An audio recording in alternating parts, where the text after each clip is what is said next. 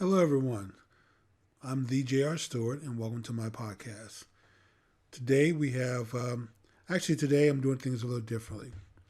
This is my fourth personal podcast, and I've been sort of bouncing back and forth, doing different things. Of course, you guys know that I'm doing I did the Ways of the Caveman series, and I started the Ways of the Warrior series, which I'm still working on. And then after that, I'll probably start on the Ways of the Man God. And also, I've added in the Chronicles of Eve, and that's a collection of videos for women, and that's on the relationship side. Then, of course, you guys know I'm with Business Solution 360 as one of their business coaches. So I do some videos there. And this right here is actually going to be my personal podcast where we're basically going to just share what's on my mind. And today, today is going to be a little more political centric instead of relationship centric or motivational centric. What I want to talk about today is, of course, everyone's favorite topic, President number 45, Donald J. Trump. And what I want to do is look at some of the similarities between what's going on here with Joe Biden, Jim Crow Joe Biden, doing his absolute best to incarcerate, to indict, arrest, and incarcerate 45, Donald J. Trump. And of course, we know third world countries do this around the world to get rid of their opposition. But what about a second rate country or borderline Western country? And I'm talking about the favorite bear, the USSR, Russia. So I saw on the news today where Vlad Putin, of course, he had his opposition arrested during the last election. And I don't remember what the charges were. I mean, they were something that were trumped up, no pun intended. And so he was able to arrest his opposition. That's how you deal with the competition. And then today they reported on the news that this guy was supposed to go back to court because he was being resentenced. The judge decided to add 19 years to his 46-year sentence. So I'm assuming that he was close to being released, and now he's been given 19 more years. And of course, next year is election time for Russia, election time for the U.S. And look at the similarities between Jim Crow Joe Biden trying to arrest his opposition, throw him in jail for some ungodly 900-some years, with 90-some counts, and what Putin is doing to his opposition. The only difference is Putin was able to get away with it. Putin actually had his opposition arrested, tried, sentenced, thrown in jail, just in time for the election. Now the man's getting ready to get out. They add another 19 years to his sentence. So I'm thinking, boy, you have to be a really bad person. You've done some really bad things to being incarcerated for 25 years total now. I mean, that's what it's going to be now, if they ever find the guy. And I say if they ever find him, if they ever find him alive. I personally think he's dead because the prison said, oh, well, the court marshals, the marshals from the court came to pick him up, take him to court, and all of a sudden they can't find the guy. But they don't seem to be concerned that he escaped. No one's out looking for him. So I think the fix is in that this guy was murdered, and he's probably gone. We'll probably never find his body. And this is how they deal with things in Russian politics. Old Putin just gets rid of his opposition.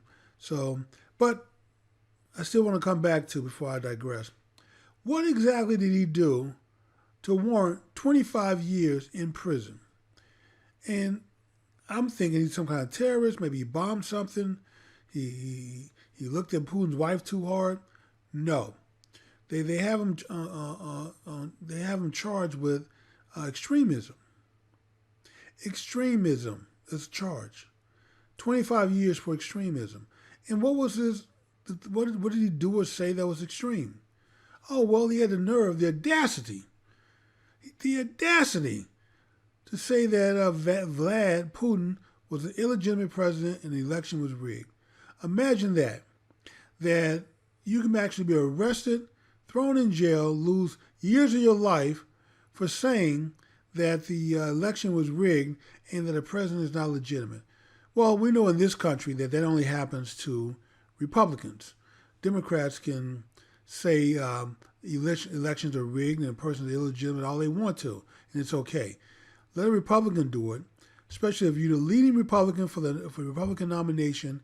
It looks like you're knocking on the door of a victory, and that you're going to dethrone the dictator, the racist in chief, President Jim Crow Joe Biden. You know, if you're a threat to him, boy, the Justice Department's coming after you, prosecutors are coming at you, they will come after you, and I know that the things are fixed because everyone's doing everything possible to protect the Biden family. So I have a couple of videos here, and the first video I want to talk about is Representative Donaldson from Florida. He's talking about the Biden family, Hunter Biden to be specific. And of course, we all know the fix is in, that these fake charges from Special Prosecutor Weiss, I said Rice, but I meant Weiss. He only brought these charges to keep Hunter from having to testify before Congress, because Hunter may slip up and say something about the money, where the money come from, who got the money. And we're always starting to know that Jim Crow Joe Biden got some of the money, even though he claims his family hadn't received anything from China or Ukraine or from any of these, Russia. And we know that's where the money came from. And then he said, well, I didn't have anything to do with my son's business. I didn't know anything about it. Then we find out that he's hanging out with all kind of clients of the business. Then he said, well, okay, I didn't take any of the money, though. I would, then we find out that, yeah, some of the money did go to you. 10% for the big guy. And the IRS, Department of Justice, is doing everything to make sure we don't find out who the big guy is and the money connection to Jim Crow Joe Biden, because they're doing everything possible, boy, to keep this man, incompetent man, in office. But the reason they work so hard to keep him in office is because Jim Crow Joe Biden does not disrupt the apple cart, the grift cart. Everybody in Washington has a grift, has a hustle. Everybody's collecting money from somebody. And the money flows into the top, and then it just trickles down to the bottom. Everybody gets something out of it, even if it's nothing but a free lunch. It's something. Everybody's on the take in Washington. And so this outsider, Trump, comes in. He tries to clean the swamp. The swamp pushes back. They impeach the man twice over nothing. I'm going to get to that a little later. And the swamp is doing everything to sabotage his effort. Just imagine if that swamp had actually worked with him, how much more he could have gotten done. So let this be a message to you, 45, soon to be 47. This time you absolutely have to clean the swamp. But anyway, before I digress, because I want to make sure I save my comments for the end, when I actually have an opinion and have some options for 45, soon to be 47, some advice for you. So anyway, let's get to the first video with Representative Donaldson talking about the fix, how the fix is in for Hunter Biden and Jim Crow Joe Biden, his dad. Anyway, let's play video 1. Go. This morning. Good morning, Maria. Good to be with you. So in terms of that deposition behind closed doors scheduled for Thursday, do these new charges, this indictment against Hunter Biden, does that mean that he won't show up on Thursday to go under oath for you and your colleagues?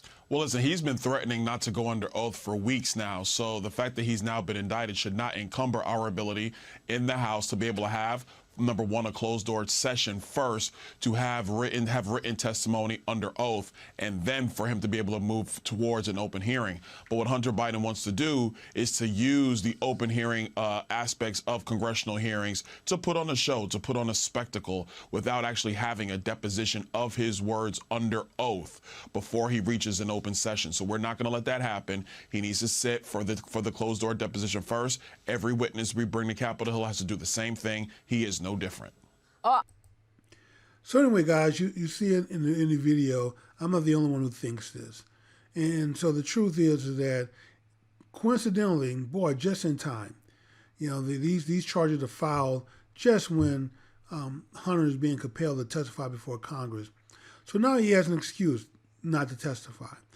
I can't talk about the money. I can't talk about what we did, where the money went, because I'm under investigation. And I have the right not to self-incriminate myself. Not to incriminate myself. Self-incrimination. And so, which is legit. He does.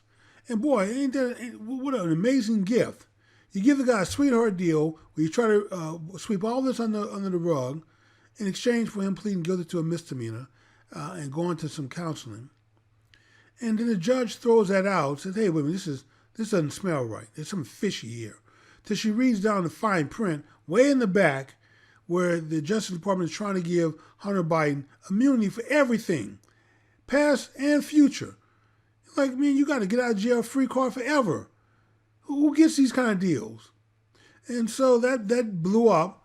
And now Hunter's going to be called before Congress. And guess what? He has to testify. He may testify about the money, but to keep him from being able to talk about the money, special counselor, special prosecutor, Attorney Weiss, conveniently files some charges against him, knowing that Jim Crow Joe Biden, his dad, is going to is going to pardon any crimes he's convicted of. Anything you find him guilty of, bam, he's going to get a pardon for. This is whether Joe is reelected or not. Hunter already knows he got to get out of jail free card. It's not going to happen. So really, Weiss, you've already screwed this up. You could just let it go. At this point, I mean, it's let it go, because nothing's going to come of it. But no, we have to make sure that Hunter doesn't testify. The next segment I want to talk about is Old Romney from Utah. Backstabber extraordinaire. This is what backstabbers do. And I'm going to tell you a little funny story. My wife is very hard on the Republican Party because she calls them a bunch of punks, a bunch of cowards, which a lot of times they are. And I'm not saying she's wrong. And the reason being is because it seems like Republicans are always sabotaging their own effort. You go after a Democrat and somehow there's always some backstabbing Republicans who undermine your effort. We had 11 Republicans, 11, who voted to impeach Trump twice. Not once, but twice, over nothing. A phone call, when he's on the phone with President Zelensky from Ukraine, asking him to look into this whole thing about the Bidens, Burisma, and bribes. Can you just look into it for me? Because I'm told that Jim Crow Joe Biden came to Ukraine and blackmailed the former president, your predecessor, and told him that if he didn't fire the special prosecutor who was looking into corruption from Burisma, a company that his son worked for, that he was going to make sure that the $1 billion in loan guarantees from the U.S. did not happen. And then what did Jim Crow Joe say? On video. I mean, we have this captured. So this is how arrogant these people are. He said, by golly, I told him you got 6 hours. I'm gonna be on the plane, and you're not gonna get the money if you don't fire the prosecutor. And the president pushed back and said, well, you can't do that. Obama already promised us that money. He said, try me. He said, give him a call. Try me if you want to. He said, by God, look at it. They fired the president. Here's a man who used $1 billion of our taxpayer money in his position as vice president to get rid of a special prosecutor who was prosecuting the corruption from Burisma, a company that his son worked at. Was getting paid a lot of money. And now we find out that an FBI agent, not agent, but informer, told the FBI that Burisma gave the Bidens $10 million. $5 million for Hunter, $5 million for Jim Crow Joe Biden. And guess who didn't want to look at it? Didn't want to investigate it? That's right, Department of Justice and the FBI. In fact, the people who came forward to try to tell you that the corruption was taking place, they did their best to throw these people in jail, to arrest them. The Jewish consultant who worked at Burisma, who informed the FBI and the Department of Justice what was going on. They have an arrest warrant out for this guy. They're trying to throw him in jail to keep him from, just when he was supposed to come to Congress and testify, bam, they hit him with an arrest warrant. You step foot in the U.S., man, you're going to be locked up and thrown in jail. You'll never make it before Congress to testify. This is our Justice Department protecting the Bidens. So anyway, I'm going to move on to my next story, which is Romney. The reason I want to go talk about Romney, because I want Republicans to recognize exactly what our enemy looks like, what a backstabber looks like. And I'm going to get to this is the first backstabber, but Romney, Liz Cheney, the Cheneys, the Bushes, all Republican backstabbers, all doing the bidding of Democrats.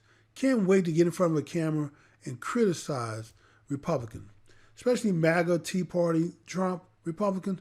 Oh yeah, anybody who puts America first, they have a comment. They have something negative to say. Whereas Democrats, they circle around their people. They protect their people. Republicans, we form a circle, but it's not to protect our people. We form a circular firing squad. So when we shoot, we're shooting at each other. That's why the wife is so disappointed with Republicans. And so we can't get these people out of our party fast enough. So Romney, see you, don't want to be you. Glad you're retiring and not coming back. Kevin, well, you should have kept your promise, Kevin. I was halfway trying to give you a chance, man. I thought you would do something, but you ended up playing right into the Democrats' hand. The continuing resolution, yet again, after we promised that wasn't going to happen. Man, at some point, we got to keep our promises. Mean what we say what we mean. Anyway, I want you to watch these next two videos on the chief backstabber, Romney. Play video number 1 of Romney. Go. Put this into dire terms this week. She told my colleague Savannah Guthrie, quote, "There's no question Trump would refuse to leave office if he's reelected." She went so far as to say a vote for him may mean the last election that you ever get to vote in. Do you agree with that assessment? I don't think Donald Trump would want to stay in longer than 4 years. And the reason I say that is because I think he's running for retribution, and I think he will have finished his retribution after 4 years if he's elected. I don't think he particularly likes being around the White House. I think he'd rather be back at Mar-a-Lago or other properties of his. But he wants to show that he's not a loser. He won, and he wants to go after the people who were tough on him. So I think he'll be finished after 4 years and go back to other occupations. Thank you, guys. Thank you. So you see what I'm talking about. Romney can't say enough. Voted twice to impeach Trump, but yet somehow doesn't support impeachment for the real crooked president who's selling secrets, been doing it for years since he's been in the Senate. Did it as vice president. Here's a guy who claimed he was broke and poor, the poorest man in the Senate, but yet he had 4 houses, millions of dollars off a government salary. How does that happen, Jim Crow Joe? The way that happened is you get your son and your brother to go out there and you sell influence to you. You get government secrets, secret documents that you're not supposed to have, but yet, somehow the special prosecutor investigating Jim Crow Joe doesn't seem to have the desire to arrest Joe, file charges, raid his house, bring him to court for having documents he's not supposed to have. A senator and a vice president does not have the permission, the authority, to declassify documents and take them home. Trump, who was president, who had that authority, is the one that's in court over documents. But Jim Crow Joe, who did not have the authority, Jim Crow Joe is okay. He gets a letter of reprimand. We're going to just tap you on the wrist. Mr. President, you weren't supposed to do that. Tap you on the wrist. And no one wants to look at the money his family has raked in for doing nothing, for selling secrets. And of course, if Trump were to say, or anyone else was to say that selling secrets, top secrets, classified secrets from the U.S. is treasonous, oh yeah, we'll be in jail for extremism. You never know, boy. Somebody may get a Putin feather up their ass and decide to come after you. So we're not going to say that selling secrets is treason because, yeah, that may get classified as extremism, and we know what happens to people who get charged with extremism. Also, I want to play clip number 2 in case you don't believe me how much of a traitor Romney is. We're going to play clip number 2, and you're going to hear this Democrat contributor, talk about how Romney most likely is going to vote for who? Not for any Republican. Oh no, he's going to vote for Jim Crow Joe Biden. Play clip number 2. Go. Jonathan, you heard Mitt Romney, a couple of things that stood out to me. One, he did not rule out voting for President Biden. Yes. Number 2, he said he'd like to see Joe Manchin run. Yes. Is that realistic? I mean, we've been trying to get an answer out of Joe Manchin. I don't think Joe Manchin is running for president, and I think Mitt Romney is going to have a choice next fall that he's not thrilled about. But I think ultimately he will come down the side of picking President Biden. It's a matter of how public he is about that and whether or not he tries to avoid the question a few more times between now and then. But that's the option. And by the way, not just Mitt Romney. I think a lot of what I would call kind of the pre-Trump GOP figures in this country, George W. Bush, Liz Cheney, they're not thrilled about Joe Biden. But that's going to be the option they have. And I think they're going to be challenged next year, especially if President Trump. Okay, welcome back. So you guys see what I'm saying? This is Romney. This is, call himself a conservative. Boy, they wear the disguise very well. You know, Liz Cheney called herself a conservative. Cheney, the Bushes, claimed they were conservative. McCain, another backstabber, called himself, show how much of a backstabber McCain was. You know, we've been trying to get rid of Obamacare. Finally get a chance to do it. It comes down to one vote, and he made sure that he was last. And what did he do? Vote against it. Vote against it. You know, it's like, oh, well, yeah, we may make sure that we go through regular order to get stuff done. We don't want to do like the Democrats. Democrats have had no problem. They've been using reconciliation to get stuff done whenever they're in power. But somehow Republicans can't do the same. So this is what happens. What other backstabbers are out there? The Cascos, Susan Collins, and a bunch of other ones. I am glad that we have slowly ridden our party of these people. And I hope never, ever again do Republicans ever allow these people to be listened to. I just hope they don't have a voice, drown them out. I don't care if you never come back to a convention, Romney, Bush, Cheney. Tell your ass. Who cares? You know, your little funky book you wrote, Liz, call yourself telling the tell-all secrets of the Republicans. Okay, you know what? Tell your ass. Make your little money from Democrats and liberals. Go on MSNBC or MSDNC or CNN, the Clinton News Network. Go on these liberal channels and talk about Republicans all you want. And I hope you don't get an invite to the convention. I hope you never make it to CPAC ever again. I hope Republicans never, ever listen to you. And when Trump is reelected, I hope he go after the whole bunch. Scorch earth. Burn you guys down. Not literally, because I don't want to be charged with extremism. This is a figure of speech. But I do hope he come after you. His attorney general comes after all of you. Special attorneys, prosecutors, judges, all for the election interference that you're participating in. I don't care if we get a conviction or not. Charge you, drag you through court, run up your legal bills like you're doing to Trump, bankrupt you like you did to, I can't think of the general name, who's a national security advisor.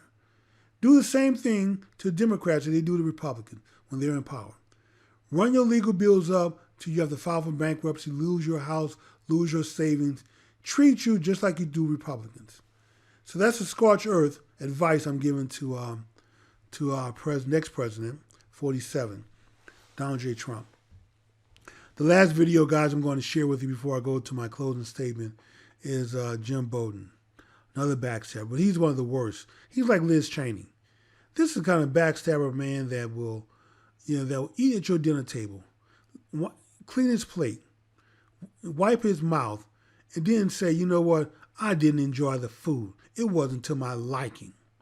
Here's a man that Trump appointed as security advisor, put him into the White House, brought him onto the team.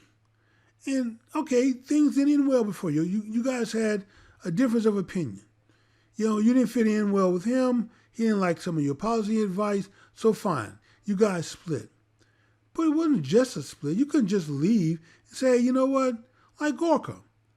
Gorka kind of went through the same thing. Him and Trump had a split. Trump brought him into the White House. But you don't see Gorka out here, criticizing Republicans or Trump. Hey, thank you for the opportunity, Mr. President. Okay, I'm moving on. Life goes on. Bolton could have took the high road. He could have thanked Trump for the opportunity. Hey, say I'm sorry it didn't work out. I was trying to be true to my belief, give you honest advice, and I'm sorry it's not the advice that you wanted. But I appreciate you giving me the job, giving me the opportunity. No, you write this tell-all book, you and Liz, y'all push the knife in, y'all turn it, then y'all pull it out and push it in again. I mean, these are people, they're not just haters.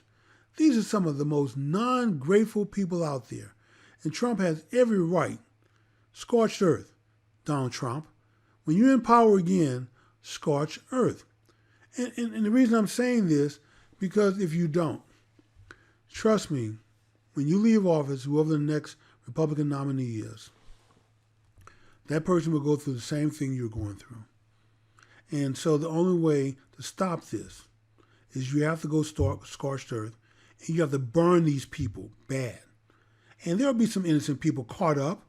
I mean, some of these prosecutors who work for the lowlife Jack Smith, they're just doing their job. Some of these prosecutors that work for Fat Fanny, they're just doing their jobs. But it doesn't matter. You have to burn some innocent people. I'm sorry. Casualties of war. Some of these people are going to have to pay, and just doing your job is not going to be good enough. Because some of these people should have looked at this and said, hey, you know what, boss? This is not quite right. I mean, I'll do it because it's my job, but I just want to be on record that this is not right, what you're doing. And then went on. Maybe decided not to sit this one out. Find somebody else because, I'm objecting. But no, they gladly went along. So since you're going along, when it gets time for the heat, to receive the heat, don't come crying if you get burnt also. Here this afternoon. I want to start with this. I mean, you have dealt with dictators. I mean, in your role as a national security high-level official over the years, do you see similarities in some of the tactics that Trump is taking to what you've seen from authoritarian dictators? Well, certainly what he has tried to do in the past and what he's saying he's going to do in the future go well beyond any conceivable conduct by prior American presidents, no matter how much they were considered. Richard Nixon looks like a choir boy next to Donald Trump. So I think it's him saying these things publicly. Ironically, I have to say I hope will be helpful because I think people should wake up to the reality. And although the polls don't look particularly good on the Republican side, to continue to make efforts to deny him the nomination.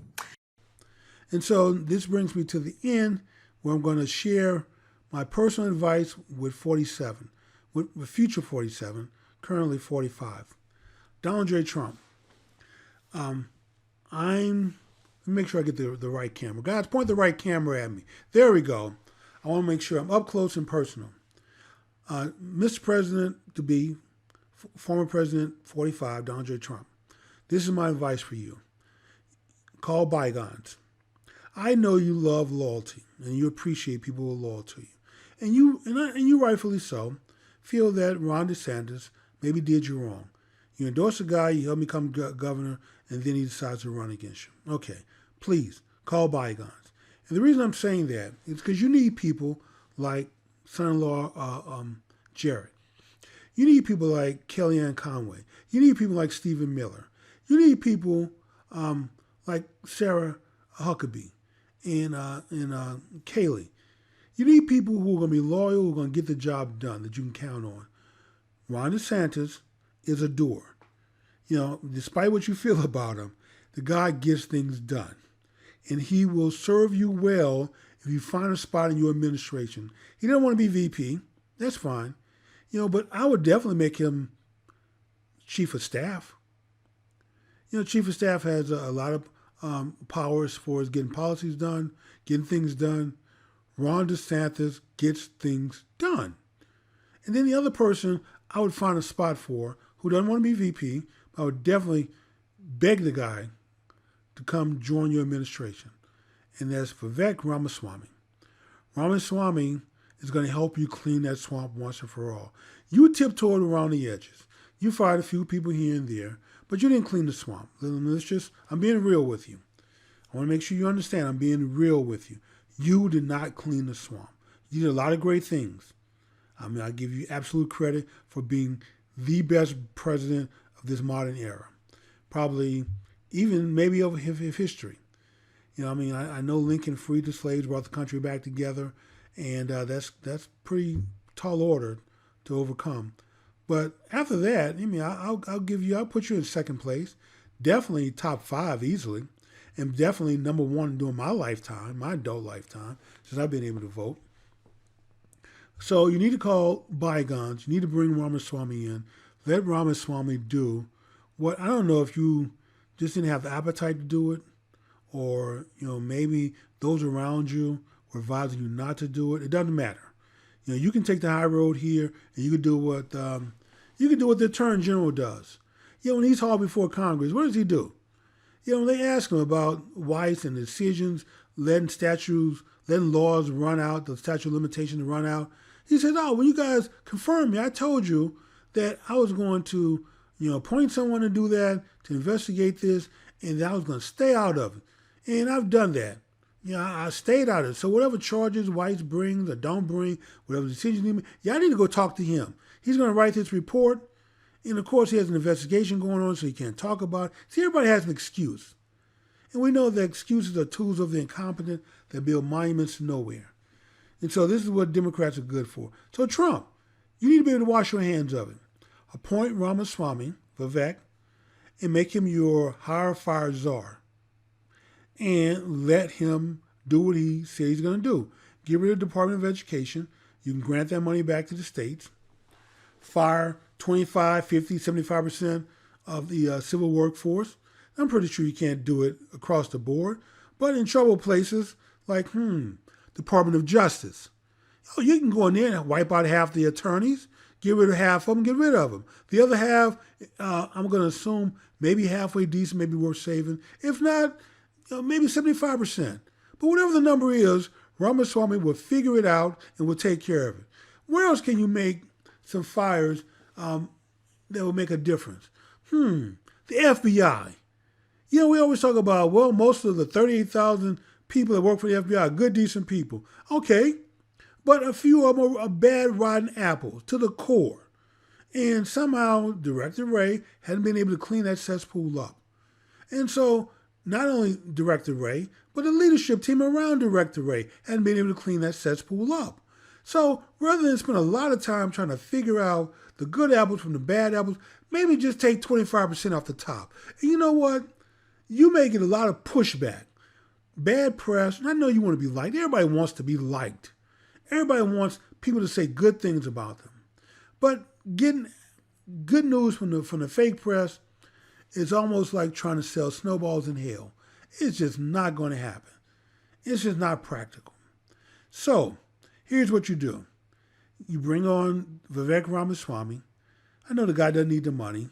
So, offer to donate some money to a scholarship fund, whatever. Give him whatever he wants. Make him a special advisor. Put him over State Department if you want. I don't care. Whatever he wants, give it to him. Call bygones.